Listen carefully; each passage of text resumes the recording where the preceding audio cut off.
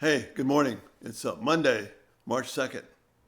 Brand new week, brand new month. Life continues to move on. As we begin this week, just a couple of thoughts for you about where does God want you to be this week? The best way to discern that is, how are you doing with God? How's this weekend been for you? How's these last few days, these last few hours been for you?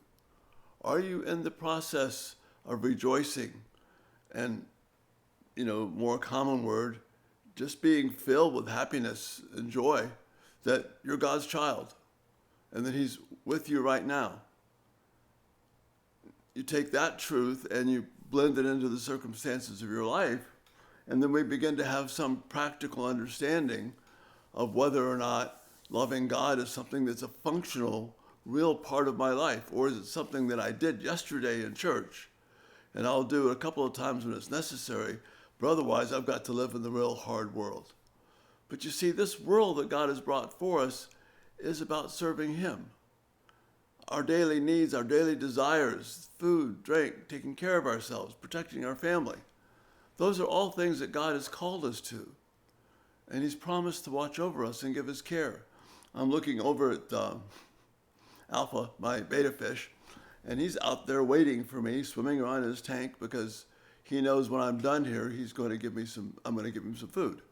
It's his feeding day, so he's getting excited about that. That's his world. But we have to have a bigger outlook on life than what Alpha has.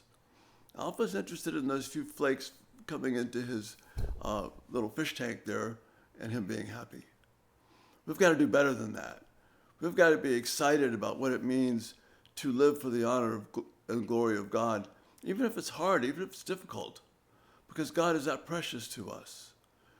He holds our breath, our very breath, in His hand to give to us. If He doesn't give it to us, we don't survive. We are that dependent upon Him. We know that the Scripture tells us that we are God's workmanship, God's special creation, God's poem, if you will,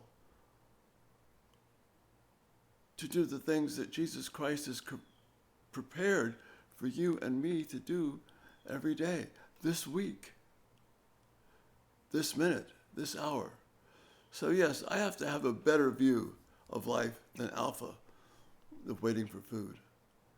I have to have a view of life that says I could participate walking hand in hand with the Lord of the universe as He brings about His beauty and His glory to a world that needs it. A world that's filled with fear, a world that's filled with uncertainty, a world that's filled with unmatched and unmet desires. God is our satisfaction in all those things. This week, this Monday, this first week of March, think about that. Think about that. God has given you things this day so you can participate in life that is really life.